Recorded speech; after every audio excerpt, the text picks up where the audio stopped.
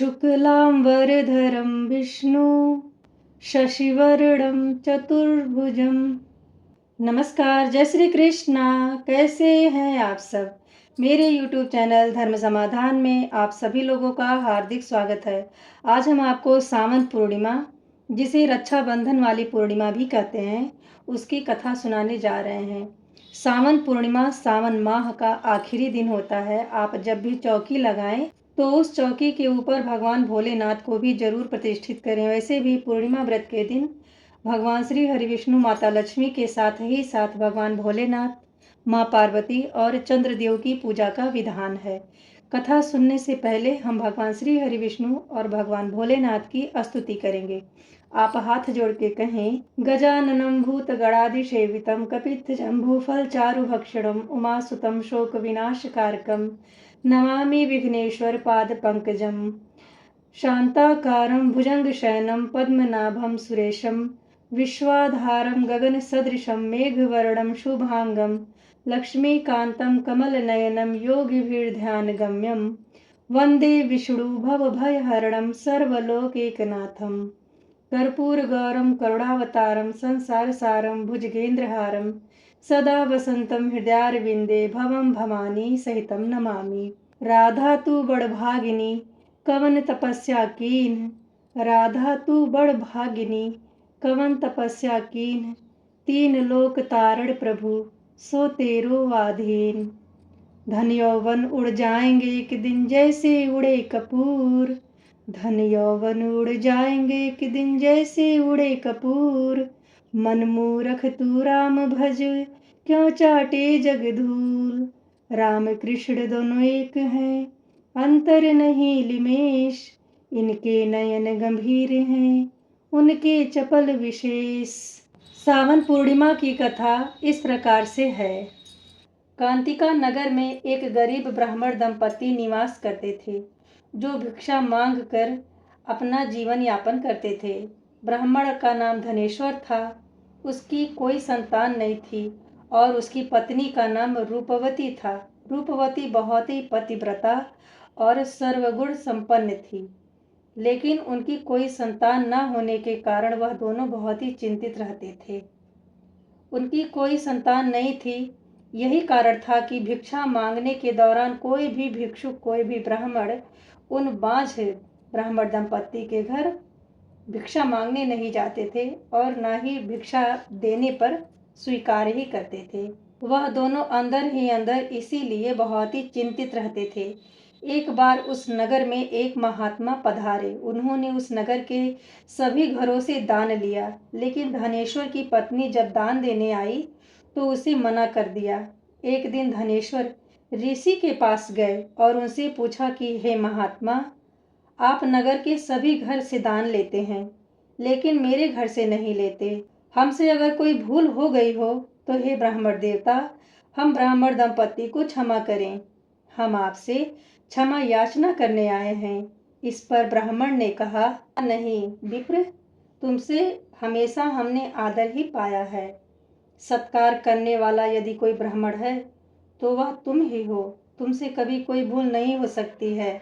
महात्मा की यह बात सुनकर धनेश्वर हाथ जोड़ के उनके चरणों में गिर पड़े और हाथ जोड़कर बोले, हे मुनि श्रेष्ठ, आखिर क्या कारण है, कृपा करके हमें बताएं, उससे अवगत कराइए।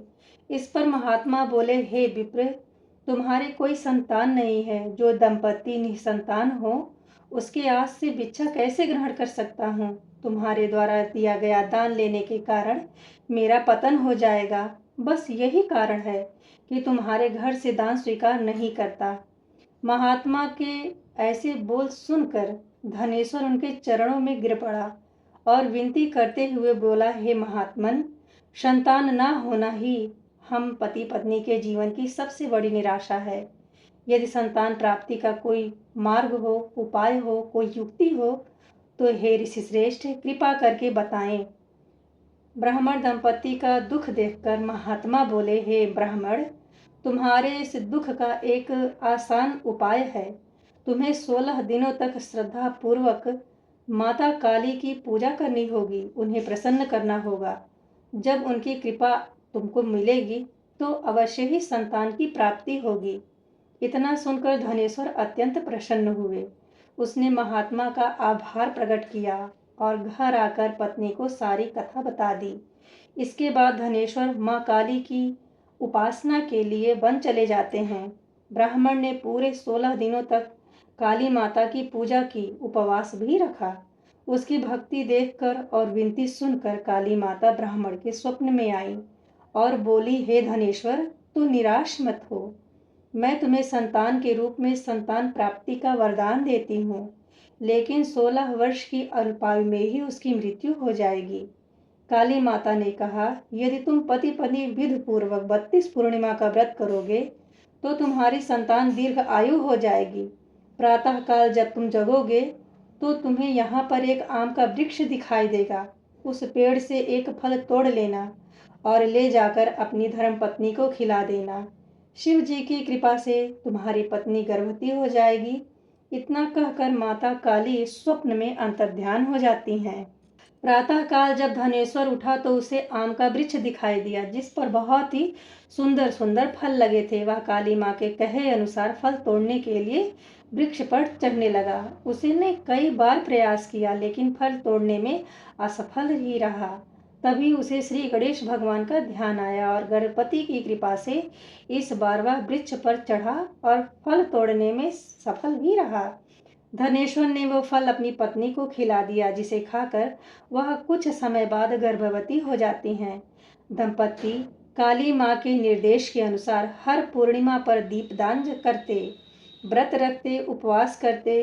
कुछ दिन बाद भगवान शिव की असीम कृपा हुई और ब्राह्मण की पत्नी ने एक सुंदर बेटे को जन्म दिया, जिसका नाम उन्होंने देवी दास रखा। जब पुत्र 16 वर्ष का होने को आया तो माता पिता को चिंता होने लगी कि इस वर्ष उसकी मृत्यु न हो जाए। इस पर उन्होंने देवीदास के मामा को बुलाया और कहा, तुम देवीदास को विद्या अध्ययन के लिए काशी ले जाओ और 1 वर्ष बाद ही वापस आना। दंपति पूरी आस्था के साथ पूर्णमासी का व्रत और पुत्र की दीर्घ आयु की कामना करते रहे। काशी प्रस्थान करते हुए मामा भांजे एक गांव से गुजरे। वहां एक कन्या का विवाह हो रहा था। विवाह होने से पूर्व ही उसका वर अंधा हो गया। तभी वर के पिता ने देवीदास को देखा और मामा से कहा, तुम अपना भांजा कुछ समय के लिए हमारे पास दे दो। विवाह संपन्न हो जाए उसके बाद इसे ले जाना।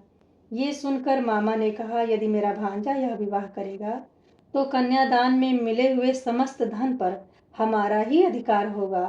वर के पिता ने मामा की बात को स्वीकार कर लिया और देवीदास के साथ कन्या का विवाह संपन्न करा दिया। इसके बाद देवीदास पत्नी के साथ भोजन करने के लिए बैठे, लेकिन उसने उस थाल को हाथ नहीं लगाया। यह देखकर उसकी पत्नी बोली, स्वामी, आप भोजन क्यों नहीं कर रहे हैं? आपके चेहरे पे ये कैसी उदासी है? तब देवीदास ने सारी बातें बताई। यह सुनकर कन्या बोली, स्वामी, मैंने अग्नि को साक्षी मानकर आपके साथ ही साथ फेरे लिए हैं।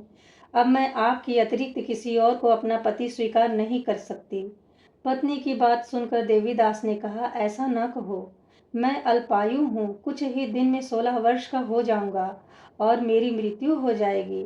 इस पर उसकी पत्नी ने कहा, जो भी होगा मेरे भाग्य में वह होकर ही रहेगा स्वामी, और मैं उसे स्वीकार भी करूंगी।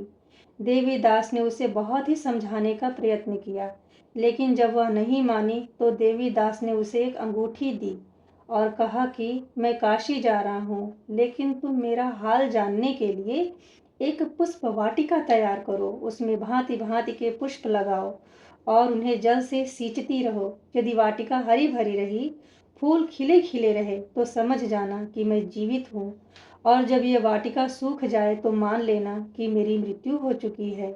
इतना कहकर देवीदास अपने मामा के साथ काशी विद्या अध्ययन को चले जाते हैं।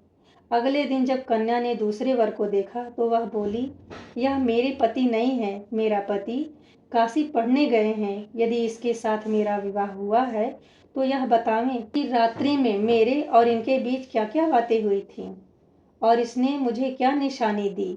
ये सुनकर वर बोला, मुझे कुछ नहीं पता, और पिता पुत्र वहां से वापस चले जाते हैं। उधर एक दिन प्रातःकाल एक सर्प देवीदास को डसने के लिए आया। लेकिन उसके माता पिता द्वारा पूर्णमासी का व्रत करने के कारण वो उसे डस नहीं पा रहा था। इसके बाद काल स्वयं वहां आते हैं और उसके शरीर से प्राण निकाल लेते हैं। देवीदास बेहोश होकर गिर जाते हैं। तभी वहां पर भगवान शिव माँ पार्वती आए। देवीदास को बेहोश देखकर माँ पार्वती बोली, हे स्वामी, देवीदास के माता पिता ने 32 पूर्णिमा का व्रत रखा था। उसके फलस्वरूप कृपा करके आप इसे जीवन दान दें। माता पार्वती की बात को सुनकर भगवान शिव ने देवीदास को पुनः जीवित कर दिया। इधर देवीदास की पत्नी ने देखा कि वाटिका में एक भी पुष्प नहीं है, सब मुरझा गए हैं। वह जान गई कि उसके पति की मृत्यु हो चुकी है और करुण विलाप करने लगी। तभी सहसा उसने देखा कि वाटिका फिर से हरी भरी हो गई। वह यह देखकर आश्चर्यचकित हो गई। उसे पता चल गया कि देवीदास को प्राणदान मिल गया है। जैसे ही देवीदास 16 वर्ष का हुआ, मामा भांजा काशी से वापस चले आए। रास्ते में जब वो कन्या का घर आया तो उसने देवीदास को पहचान लिया और बड़ी ही प्रसन्न हुई। धनेश्वर और उसकी पत्नी रूपवती ने पुत्र को जीवित पाकर बड़े ही हर्षित हो गए। इस तरह से सावन पूर्णमासी का व्रत कथा संपन्न होता है। अब आप पूर्णमासी रक्षाबंधन की कथा सुने। किसी गांव में 3 देवरानी जेठानी रहती थीं। एक दिन अचानक घर में साफ सफाई होने लगती है। सबसे छोटी देवरानी ठानी से पूछती है, आप लोग कहाँ जा रही हैं? इतनी सजी सवरी हैं। आखिर आज क्या ऐसा उत्सव है जो आप लोग इतनी तैयारियां घर में की हुई हैं? तब देवरानी बोलती है कि आज रक्षाबंधन है। तुम्हारे तो कोई भाई नहीं है तो तुम्हें क्या पता रक्षाबंधन कैसे मनाया जाता है, इस दिन क्या क्या कार्य किए जाते हैं, कैसे सजा सवरा जाता है। तब सबसे छोटी बहू भगवान श्री कृष्ण के पास जाकर के रोने लगती है। कहती है, मैंने बचपन से आपके अतिरिक्त किसी की पूजा उपासना नहीं करी है। आप ही मेरे भ्राता हैं। मुझे आपने भाई क्यों नहीं दिया? यह कहती हुई जोर जोर से विलाप करने लगती है। तभी कुछ क्षण व्यतीत होने पर एक बालक आता है और वह कहता है, मुझे अपनी बहन से मिलना है। सब लोग ससुराल पक्ष के कहते हैं, आप कौन हैं? कहाँ से आए हैं? तब वह बालक कहता है, मैं आपकी छोटी बहू का दूर का भाई हूँ। बहुत वर्षों उपरांत व्यापार करने के बाद वापस आया हूँ। मैं उससे रक्षाबंधन बंधवाऊंगा। आज राखी का पर्व है। छोटी बहू अत्यंत प्रसन्न होती है और दौड़ करके आती है, आदर सत्कार करती है, लेकिन पूछती है उस बालक से, मैंने आपको कभी नहीं देखा। आप मेरे कहाँ के दूर के रिश्तेदार के भाई हैं? मैं आपको पहचानती नहीं। तब वह बालक बोला, तुम मुझे कैसे पहचानोगी? मैं बहुत ही अल्प आयु में विदेश व्यापार करने चला गया था। तुम्हारा विवाह संपन्न हुआ, उस दौरान भी मैं यहाँ नहीं था। फिर तुम मुझे कैसे पहचानोगी? मैं कुछ वर्ष पूर्व ही यहाँ पे आया हूँ और जब सुना कि तुम्हारा विवाह हो गया है, तुम इस स्थान पे निवास कर रही हो, तो तुमसे राखी बंधाने की इच्छा से यहाँ उपस्थित हुआ हूँ। लेकिन मैं राखी तुम्हें अपने घर ले जाके बंधवाऊंगा। तुम जल्दी से तैयार हो जाओ। छोटी बहू सास ससुर और पति से अनुमति मांगती है कि वह अपने भाई के साथ उनके घर जावे। वह दोनों आश्चर्य में रहते हैं, लेकिन फिर भी छोटी बहू को उसके घर जाने की अनुमति प्रदान कर देते हैं। जब छोटी बहू अपने भाई के साथ अपने मायके आती है तो देखती है बहुत बड़ा महल है, रजवाड़ों सी ठाट बाट है, उसका अत्यंत आदर सत्कार होता है। रक्षाबंधन बांधने के बाद में बहुत सा धन उसका भाई उसको विदाई में देता है। तभी उसके जीजा आ जाते हैं, मतलब देवरानी का पति। वह कहता है, चलो मैं तुम्हें लेने आया हूँ। पति पत्नी दोनों राखी का महत्वपूर्ण त्योहार मना करके घर वापस आते हैं। तभी उन्हें सहसा याद आता है कि मेरा कुर्ता तो तुम्हारे भाई के घर ही छूट गया है, क्यों न मैं जाऊं उसे ले आऊं। पत्नी कहती है, इतने अच्छे अच्छे वस्त्र मेरे भ्राता ने आपको धारण करने के लिए दिए हैं, यदि एक कुर्ता पास नहीं रहेगा तो क्या हो जाएगा? लेकिन पति जिद करने लगता है, नहीं, मुझे मेरा कुर्ता चाहिए ही चाहिए। फिर दोनों सेवकों को वहीं रोक करके पति पत्नी वापस भाई के घर आते हैं। देखते हैं वहाँ ना तो कोई महल है, ना ही किसी प्रकार की कोई संपदा है तो सिर्फ एक बहुत ही विशाल पीपल का वृक्ष।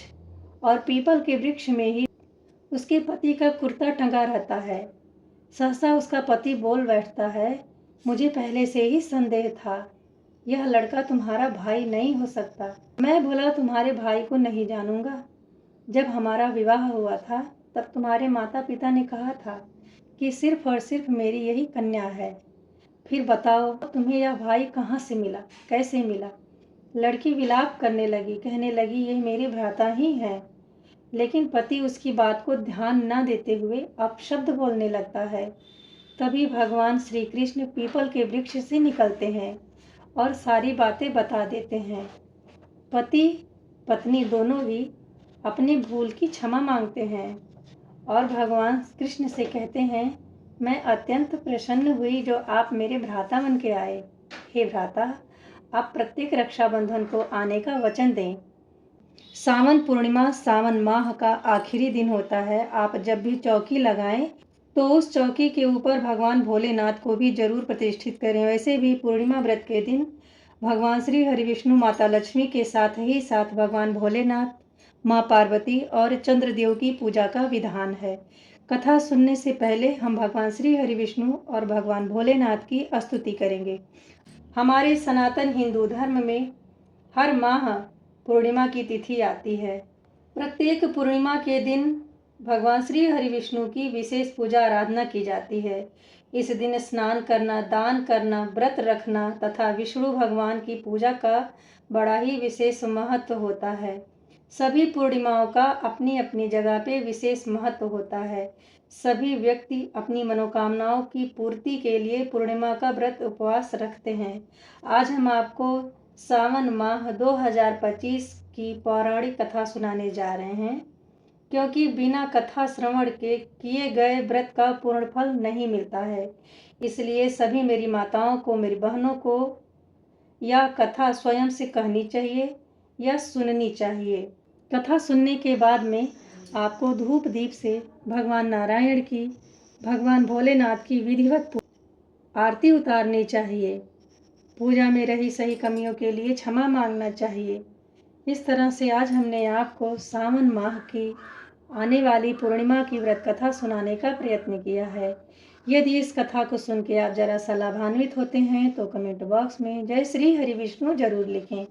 मिलते हैं अगले वीडियो में, तब तक के लिए नमस्ते।